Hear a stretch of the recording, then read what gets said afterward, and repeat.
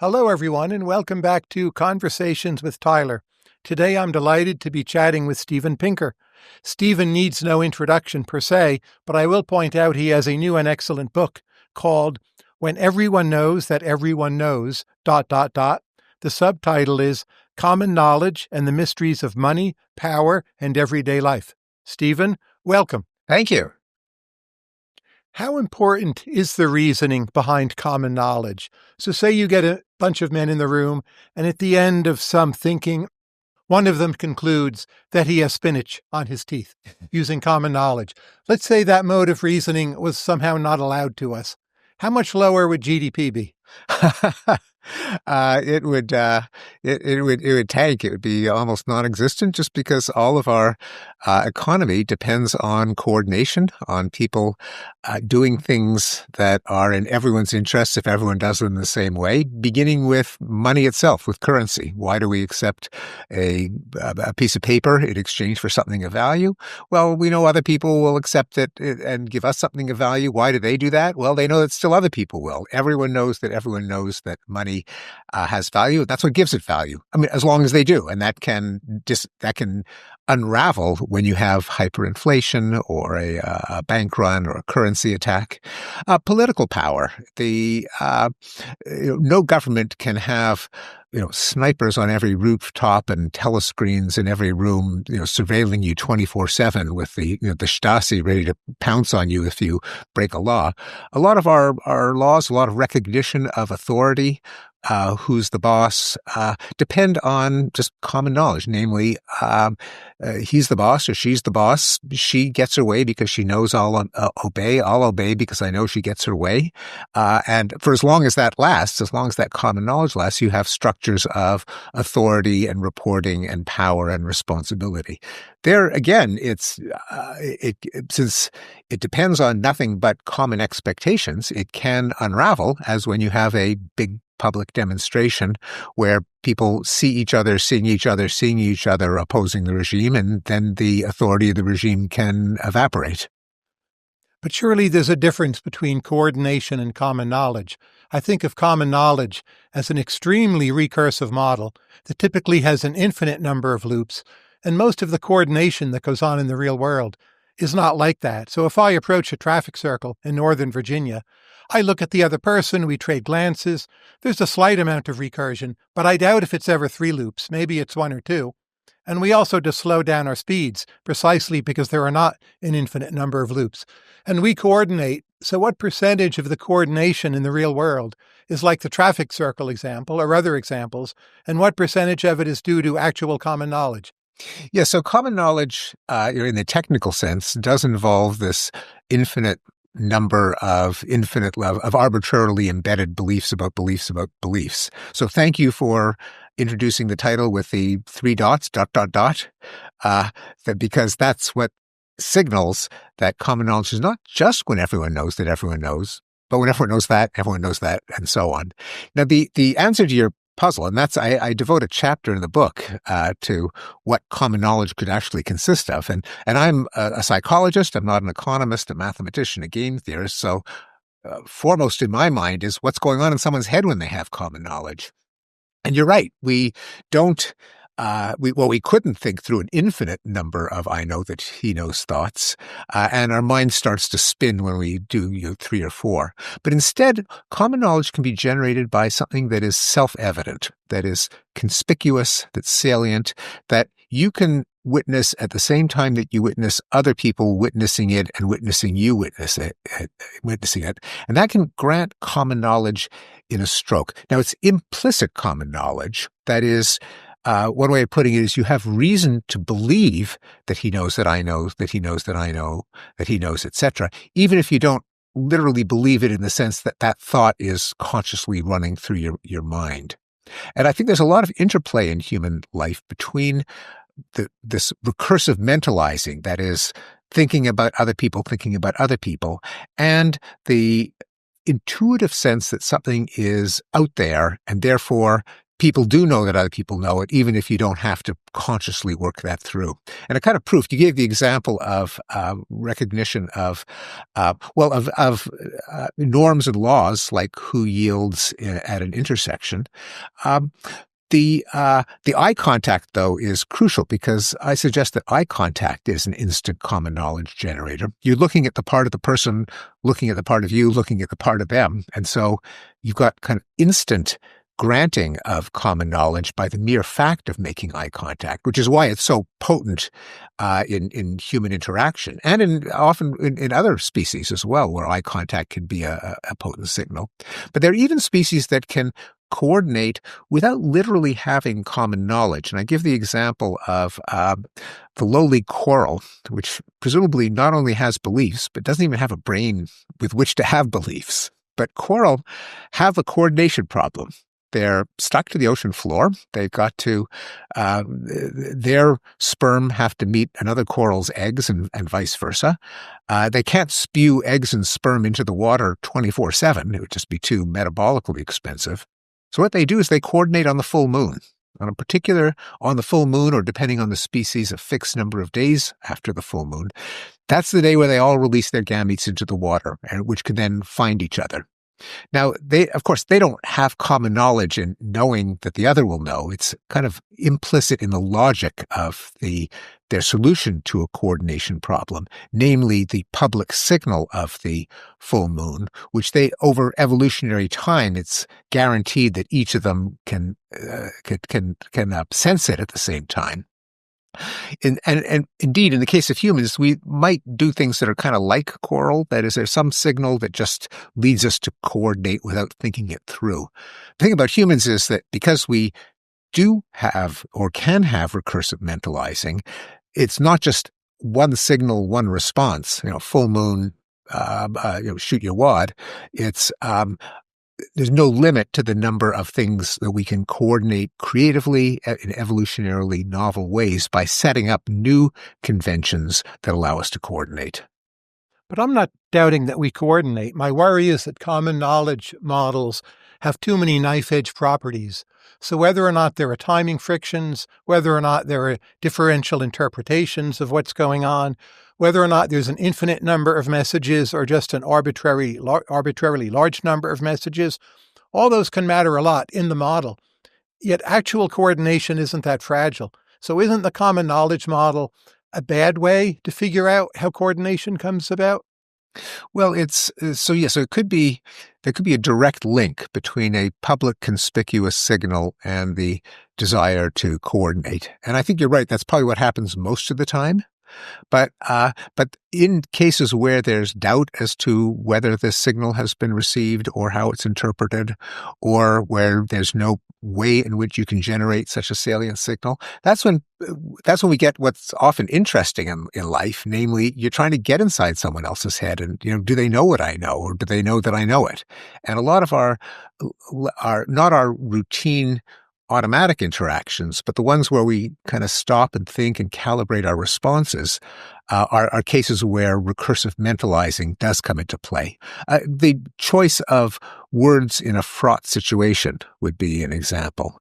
A veiled bribe, a sexual come-on, a solicitation for a big favor like a donation, where you put some mental effort into exactly how do I frame my overture so that they kind of my hearer catches my drift without knowing that I know that they know, which could change the basis of a relationship. And that, by the way, I've skipped a step here, which is that I suggest that human relationships, like friendship, like authority, like romance, like business transaction partners, are all coordination games that are solved by common knowledge. Sometimes when we want not to change the relationship in force, we actually take steps to avoid common knowledge, as in innuendos and euphemisms, where the message gets through, but there's enough uncertainty as to whether your hearer knows that you know that they know that the relationship can survive the threat from the overture. Doesn't differential knowledge play a big role in helping us understand what will happen? So say I'm part of an oligarchic elite, and we all decide the actual lead dictator is about to fall. That becomes common knowledge within the oligarchic elite. But that's not enough. Someone has to move first. Someone has to have differential knowledge that maybe they can take over, or maybe they're the more courageous one, or maybe they know who in the armed forces will support them. And the actual model of cooperation is this optimal blend of differential and common rather than just common knowledge. No? Yeah, I think that's right. Often, once they make their move, they generate the common knowledge that allows everyone to coordinate. But there has to be some kind of, if either private knowledge or private initiative that launches the proliferation of common knowledge. I start off with the story of the emperor's new clothes. So why did that little boy blurt out that the emperor was naked, which then generated a common knowledge? Now everyone knows that everyone knows. Why him? Why then? I think part of the understanding of the story is that children, being kind of naive and innocent about certain conventions and norms that govern adult life, often do blurt out truths that adults don't. They don't have the same internal kind of payoff structure that adults do. They don't have the fear of ostracism or condemnation that adults do. For a while now, we've had this thing called anonymous posters on the internet. Do you think on average they make the world better or worse? Interesting. Probably worse. I hadn't really thought. Okay, but they help make some things common knowledge, right? If there are things that are not common knowledge, some anonymous poster will say it. There'll also be misinformation. But is that a clue that maybe at the margin, we have too much common knowledge rather than too little?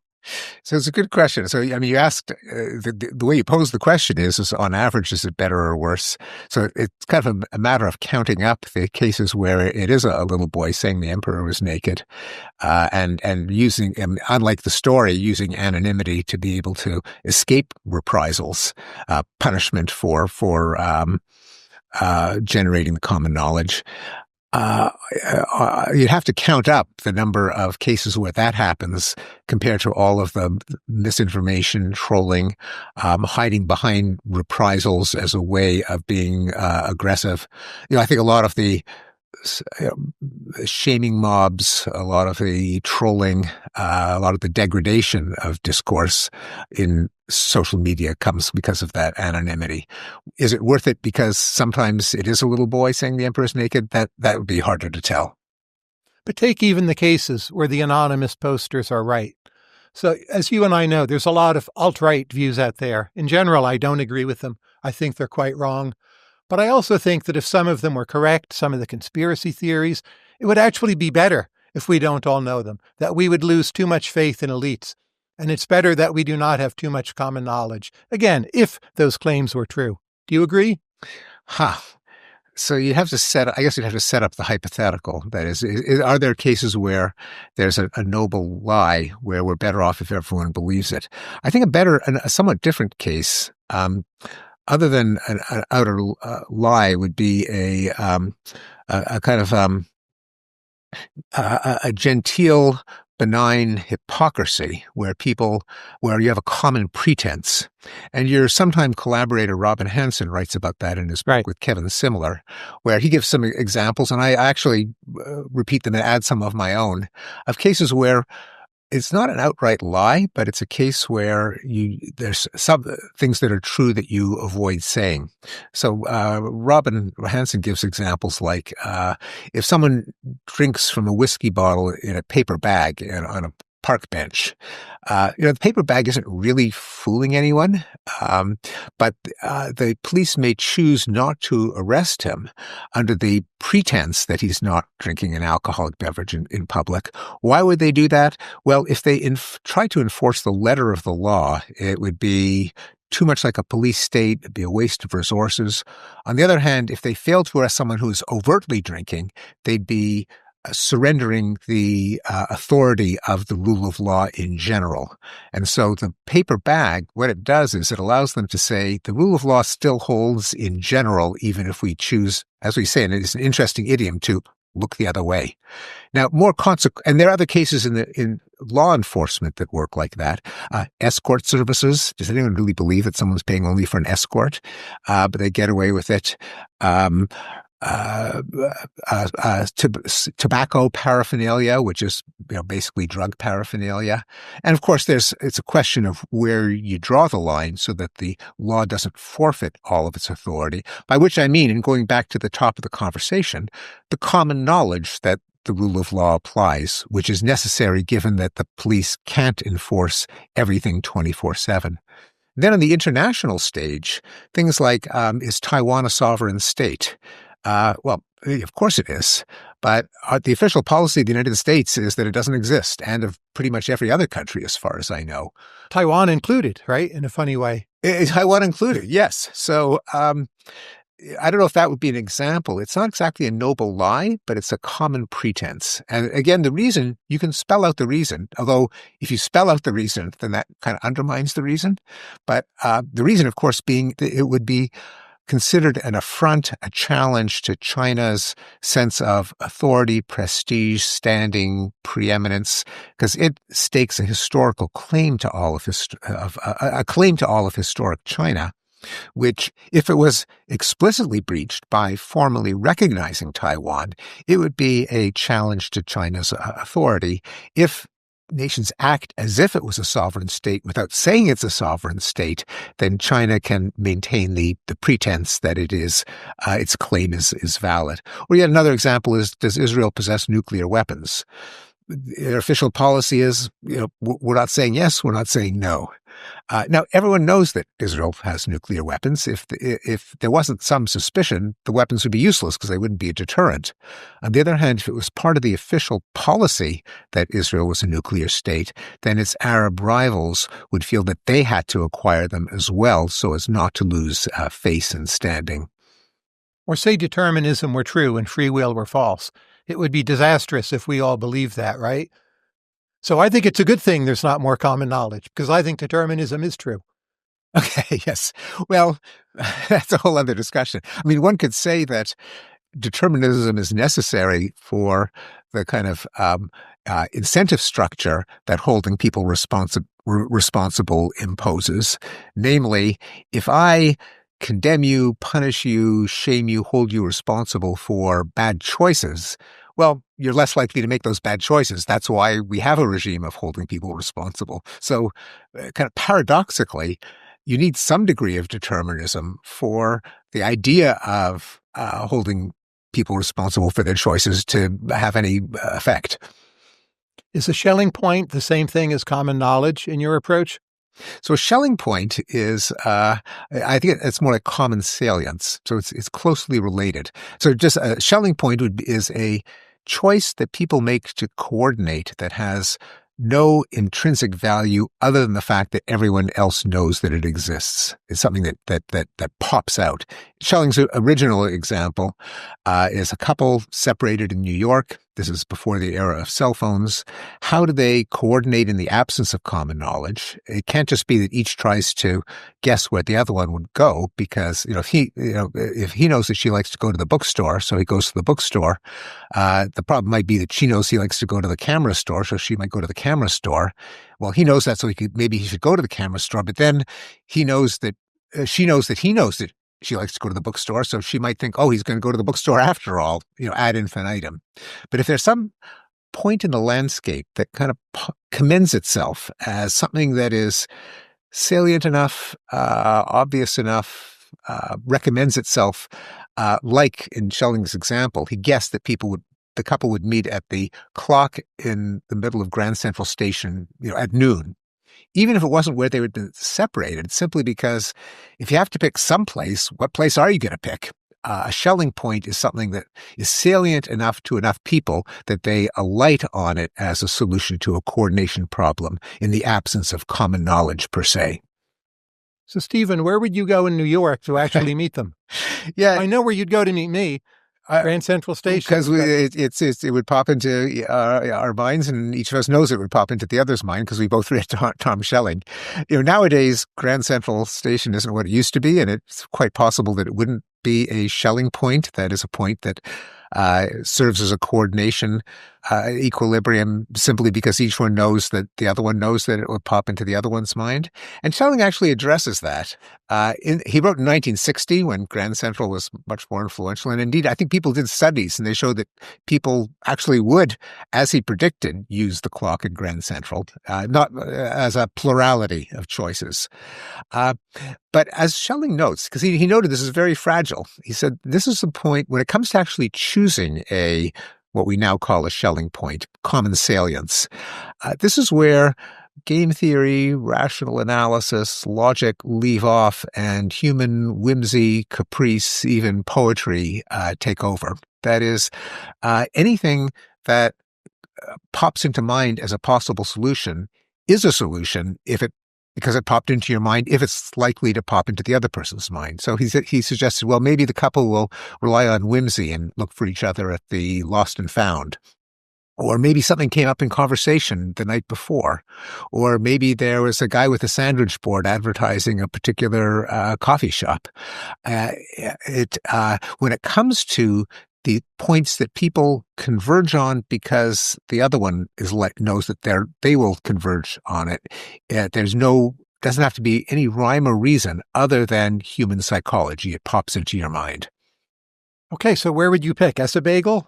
Somewhere, right? I think it'd be probably Times Square, maybe the statue of what's his name, Sami Khan. There's a kind of grandstand in Times Square with a statue of the Broadway promoter. That might be. I don't think you're going to meet many people. Maybe not. Maybe the former World Trade Center site I thought of.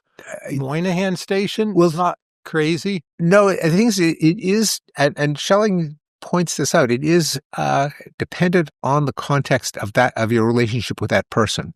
So it would be something like that may have come up in conversation, something that you remarked on, a quirk that one of you has that the other one knows about.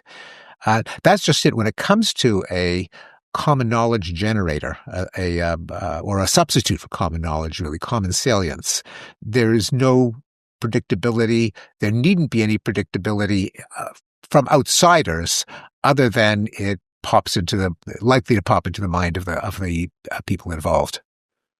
Do you agree with Robert Aumann's argument, at least as he makes it in the model, that if you meet an epistemic peer and you each announce your views, you ought to end up agreeing with them, even without debating the issue or exchanging information about the facts? The mere fact that you have these two opinions, you should be able to converge. Yeah. So I guess I do. I mean, it is of course, it's dependent on the assumptions that go into the theorem. This is the famous theorem that rational agents cannot agree to disagree, or more accurately, rational agents who have the same priors, that is, they come to a problem with the same understanding of the situation and hence the same degree of credence in a hypothesis before they even look at any evidence. And they share their posteriors. That is, each one kind of tells the other what their subjective estimate of that idea is, without sharing the evidence that they use to come to that assessment, just what the assessment is. Then the theorem says those assessments have to be the same. That is, rational agents with the same priors and whose posteriors or common knowledge cannot agree to disagree. And those assumptions are seldom satisfied. But if they are satisfied, then yeah. And how does that actually manifest itself in some real world situation? Well, I don't know if it was Aumann himself. It may have been, I think, Giannakopoulos who pointed out that a corollary of Aumann's theorem, which sounds totally counterintuitive, even crazy, is that rational agents should not engage in speculative trade. That is, buying a stock in the expectation that its value will rise and you can sell it at a profit. And this is exactly what all the investment analysts tell me. Don't try to time the market. Don't try to outguess other investors. Just buy an index fund and be content to share in the overall appreciation of the market. That's a corollary of Aumann's agree to disagree theorem. based on the similar intuition, namely, since prices are common knowledge, at least in a large public market. If you have insider information, that changes the assumption. But since prices are common knowledge, any hint that you have that some company is coming out with an insanely great gadget, or there's going to be a pent-up demand for this or that, is almost certainly already reflected in the price. So you can't reasonably expect to make a greater profit by speculating on private information. Am I your epistemic peer when it comes to chocolate? Well, I've probably eaten a lot more of it than you have. I've had it in more countries. I've written a book on food. So if I tell you chocolate is good and you shouldn't dislike it, should you just agree with me? Well, will you, in fact, just agree with me? I won't. I'm one of those freaks who just does not enjoy the taste of chocolate. Oh, that's fine. But you can agree you should enjoy the taste of chocolate. That I ought to.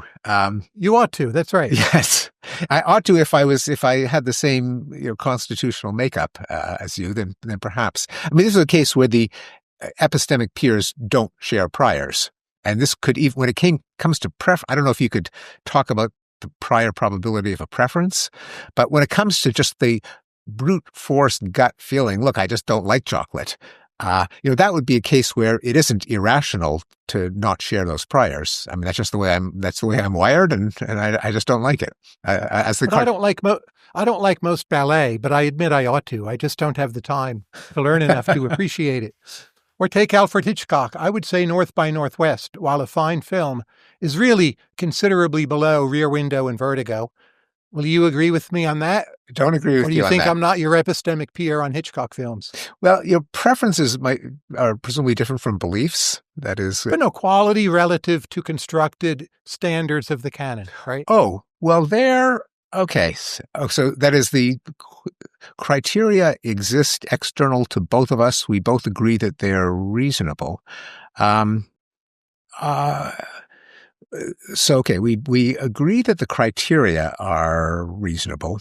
We agree on everything that went on in both movies. We each share, then we share our assessments. I put Rear Window at 0.7. You put it at 0.4.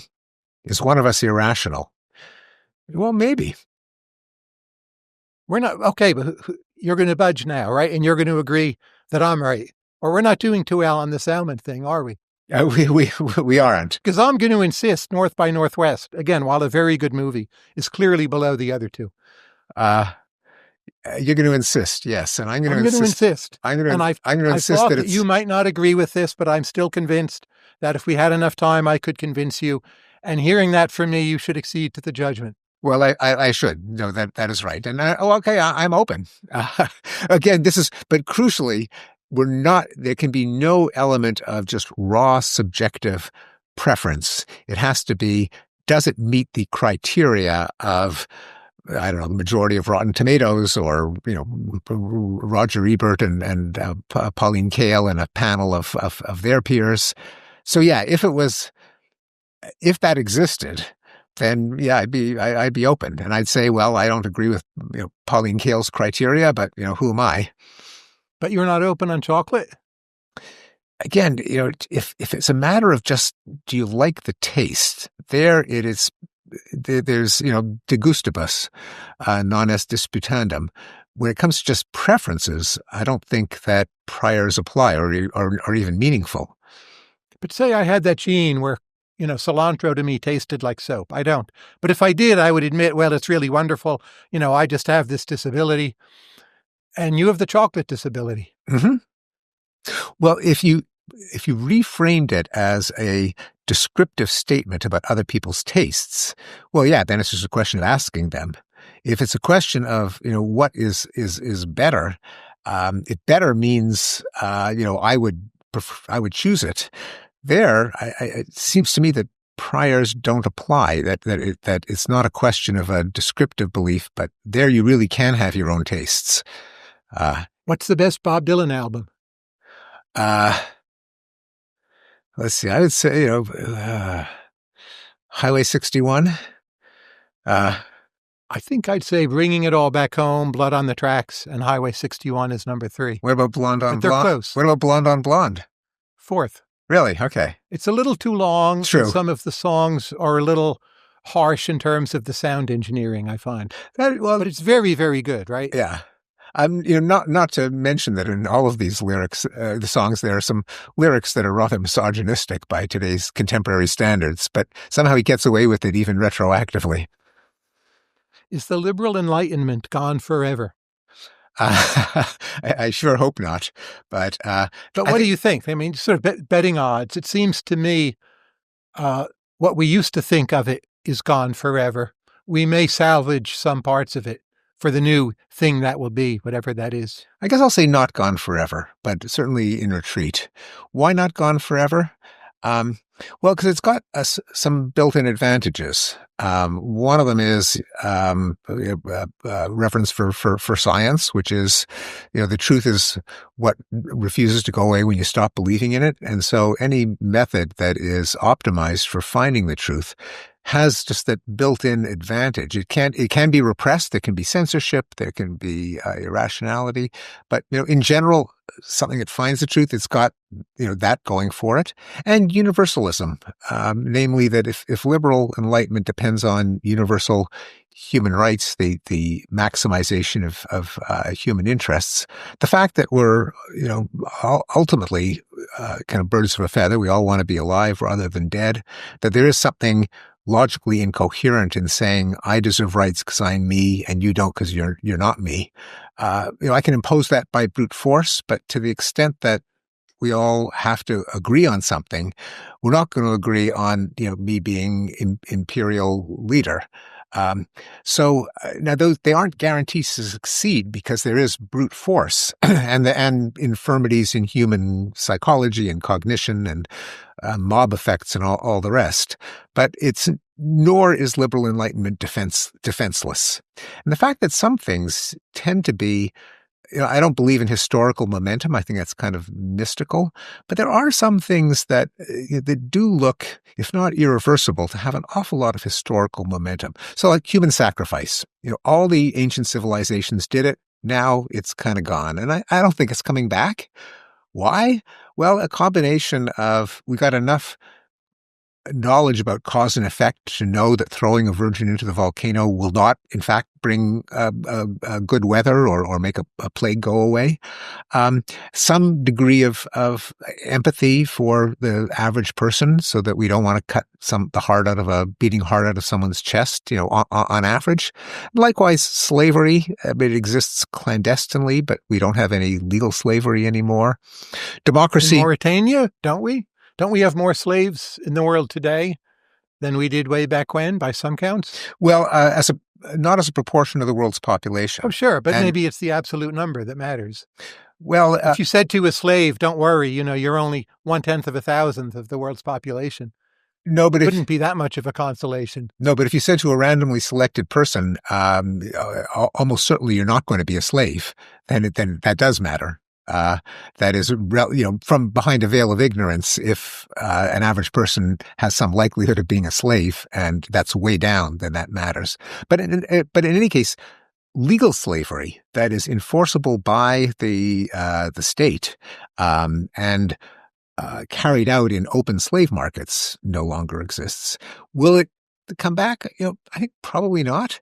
There are other things where it's not inexorable, it's not monotonic, but it certainly seems to have a direction. And that doesn't guarantee that it continues, because there is no such thing as literal momentum. But it does indicate that as there are greater means of exchanging information, as there are wider and wider pools of people exchanging information and having to agree on common interests, there is some force, some vector. Now, again, I don't want to say it's going to win, just that it exists. And so it's not that liberal enlightenment I think, is gone forever. It isn't even gone. I mean, it's still, more countries are democratic than not, even though if it's fewer than it was 20 years ago. So liberal democracy is kind of on its heels. There is some retreat, but we're still better off than we were in the 90s, the 80s, the 70s, the 60s, the 50s in terms of liberal democracy. So I don't think it's gone forever. I think my view would be science will do fine, but even the Enlightenment proper did not have universalism to begin with, and the future for universalism to me looks quite grim. And I think we will have a steady stream of low-level conflict across major powers.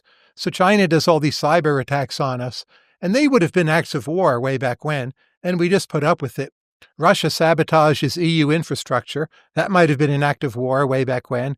We just put up with it, and we'll just be creeping up that threshold, not to nuclear war, but we'll get as close as we can get without deterrence really having to kick in, and the world will just be more violent and have more conflict. Well, why is that wrong? I think that's interesting because, as you say, it doesn't result in war, and war would be much worse. So the invasion of Ukraine, rewinding the clock 100 years, that could have been like the assassination of the Archduke in Sarajevo. It could have been that NATO decided to go all in, and something like World War I or even worse could have happened.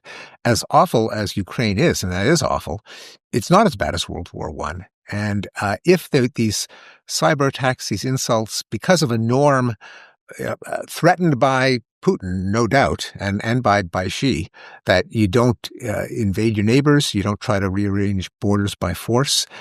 We haven't had another world war, and if what you said is correct, things could suck, but still they could suck much worse if we had a world war. And I think it is less likely than it was 100 years ago.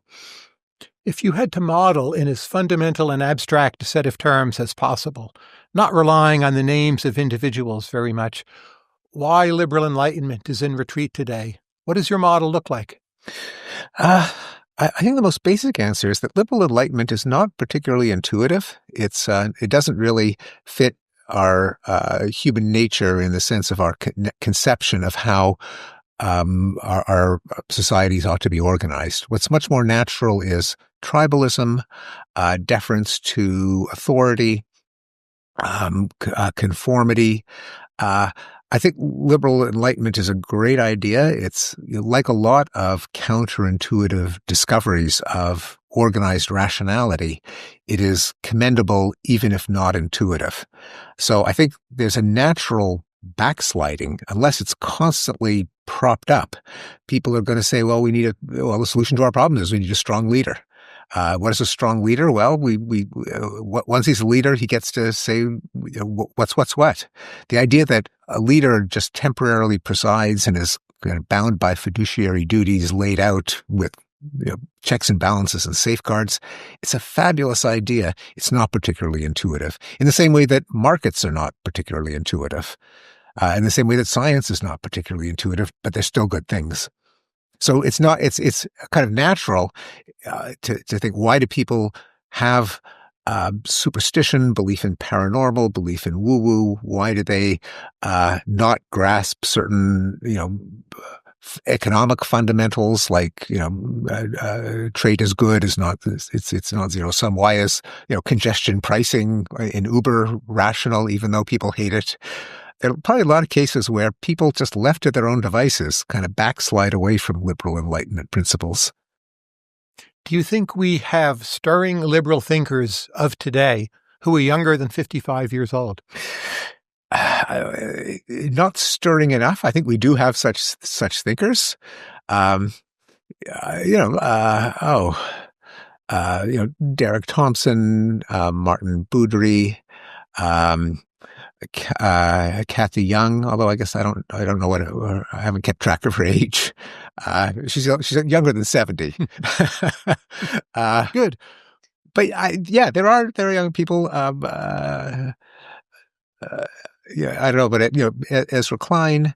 I'm talking now about kind of journalists. If you go into academia, there'd probably be even more. And there are other people that I think our audience may not have heard of that are in my email correspondence. Are they stirring enough? Are they like whatever Slavoj Žižek has? Do they have it? Probably not. Although might be an inherent problem in that influence by charisma kind of goes against the whole idea of liberal enlightenment, where it ought to just be the quality of the content of your ideas, not who looks more dashing in a scarf.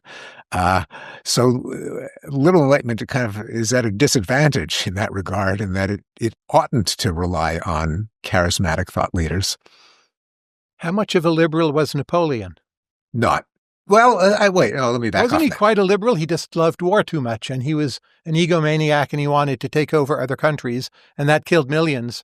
But wasn't a lot of his program quite liberal? No, you're right. There was certain, kind of, rethinking institutions and laws, introducing rational things like the metric system.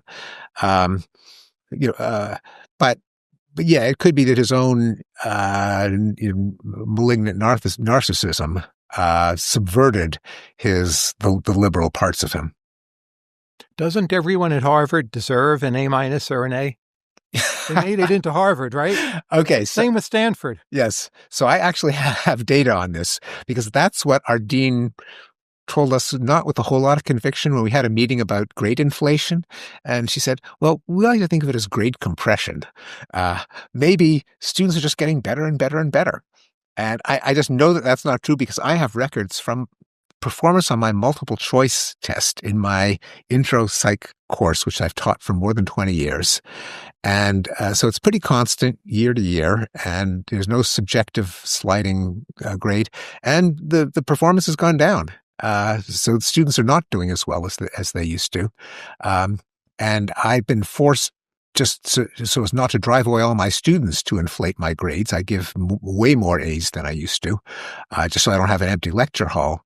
And it's not because the students are getting better and better. And we know that a lot of Harvard students are admitted on non-meritocratic criteria, even putting aside, forget about the whole hot button of racial preferences, but legacies, athletics, social action. They sorted clothes for the homeless. They circulated a petition. They hung out with artists in an artist colony.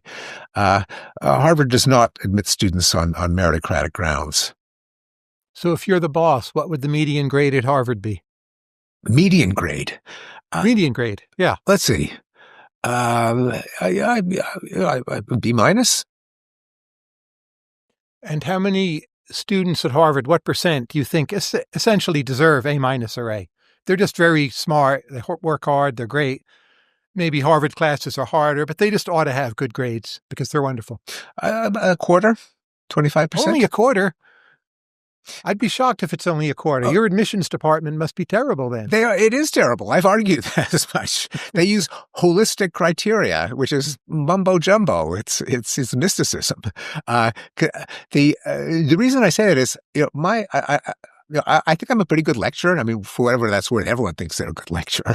No, I don't doubt that. I'm sure you are. But my lecture hall is, 2 weeks into the semester or 3 weeks into it's half empty. So anyone whose fanny is not in that seat, I think, does not deserve an A, because, it's not asking a lot. It's like less than 3 hours a week, and they get to hear, me. I mean, I don't think I have a big ego, but people in the real world actually pay money for tickets to my events, and for Harvard students, it's already paid. They still stay away because they have more important things to do, like pulling an oar or singing in an a cappella group. Do they deserve an A? I frankly think they don't.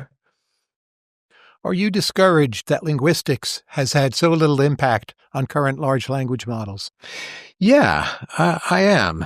And, I don't know whether it's that linguists themselves have not made themselves useful enough, have been part of the conversation. Or, the cynical view is linguistics has just been on the wrong track and it has nothing to contribute. I tend to think more the former. Now, there are some features in large language models that actually implicitly build in some of the insight of linguistics. The fact that you've got all of these hidden layers is an acknowledgement that the regularities in language and the regularities in thought that language expresses are abstractions. They're not triggered by individual words, but they're patterns and patterns of patterns, groupings and larger groupings. The fact that one of the breakthroughs in the this generation of large language models is the what I call attention heads, which are basically processors that look at temporally separated words in search of regularities as opposed to adjacent ones. The fact that they're not trained on words themselves, but on tokens that correspond to more or less to morphemes. The fact that they're trained on embeddings, which is not the words themselves, but some backhanded indirect representation of meaning. In that case, the context that a word typically occurs in. So there are a lot of discoveries of linguistics that are implicitly built in. But linguistic theory, in the sense of what you see in a journal like Linguistic Inquiry, don't have direct counterparts. Now, maybe they wouldn't need all of those gigawatts and all of those GPUs if they kind of were able to cut to the chase quicker by building in linguistic insights. My hunch is yes, but the models are so complex that I can't say for sure. Does it favor Chomsky? Does it favor the view that language is simpler than we thought? Where does it push your intuitions? Yeah. It has changed my intuitions to that these models are capable of more than I would have guessed that they're capable of, given how they're built. But that may show that my intuitions break down when it comes to billions, tens of billions, hundreds of billions of parameters, 90 hidden layers, training that would be the equivalent of 30,000 years if a child was listening to it. My intuitions may be useless of what you can accomplish at those scales, which leads to a kind of sort of ignorance of, I think, on all of us so far, until we probe the models to find out what's in the black box and what's responsible for their intelligence. Does it mean that the linguists and cognitive psychologists were wrong all along in saying that you need rules, algorithms, propositions, mental models, that it's all just massive statistical patterns? Or is the discrepancy between the fact you have to train these models for the equivalent of 30,000 years and a human child can speak in 2 years, say that it's almost a coincidence that they're as capable as they are? They're kind of capitalizing on all this input that we humans have put out there, and that they're doing something human-like in a very different manner than the human brain. I tend to think the latter, and the fact that they are so vulnerable to confabulation, hallucination, blends, as my former student Gary Marcus insistently points out, is a kind of hint that they're doing things in a different way than the human brain is doing things. How long do you think it will be before they can write a poem, say as good as the median poem by Pablo Neruda? The thing is that the fact that Pablo Neruda didn't write it itself goes into our assessment of how good a poem it is. That a human work of art... But a blind taste test, right? Yeah, blind taste test. Yeah, I don't know. They're already better at doing things probably like composing limericks or higgledy-piggledies on the fly. They're not, great literary quality, but they are often very stringent formal criteria. They're remarkably good at that. The thing is that, again, we're going back to the North by Northwest versus Rear Window. Is what goes into assessment of quality, and to what extent is there such a thing as objective quality of works of art? I tend to think that our assessment of a work of art isn't completely extricable from our knowledge of its provenance, which is why a fake Da Vinci, an imitation Da Vinci, is just not the same as a real Da Vinci in terms of the experience, in terms of any judgment. How it's produced goes into our assessment of what kind of work of art it is. Before my last two questions, let me just plug your book again. It is called When Everyone Knows That Everyone Knows, ... The dots are important. And the subtitle is Common Knowledge and the Mysteries of Power, Money, and Everyday Life, a fascinating read. Last two questions. First, what's your favorite song on Rubber Soul? Mine is You Won't See Me. I'll announce in advance, but I know it won't change I what really you like say. that song. I think I've Just Seen a Face. It's a good pick. I like the sort of bluegrass rhythms behind it all. Yes, and just the kind of insistent, rhythm and the piling up of line on line. Final question. What will you do next? Oh, one possibility is to revisit all the indicators of progress. What's the report card on the world 10 years after I published Enlightenment Now? What progress has continued? Where have we backtracked? And it, in a sense, answer your question, what are the prospects for liberal enlightenment?